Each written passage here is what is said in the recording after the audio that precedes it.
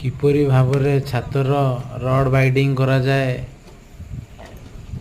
ये हेउची तार नमूना। सर्वप्रथम सेट्रिंग सरिया परे पालटी को भल भाव आच्छादित करा जाए, कारण छात पड़िबा परे ता सठिक भावरे फिनिशिंग होता है। एवं देखिपे प्रत्येक कलम जॉइंट रे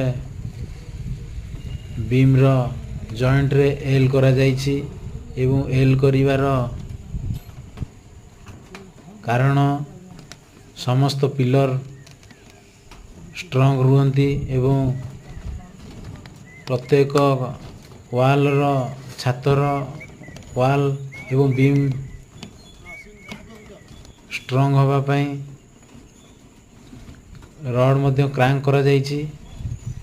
एई बळी भाबरे देखुथिबे प्रत्येक रड मध्य रे व्यवधान 5 बाय 5 ना नहीं 6 बाय 6 रहिबा आवश्यक।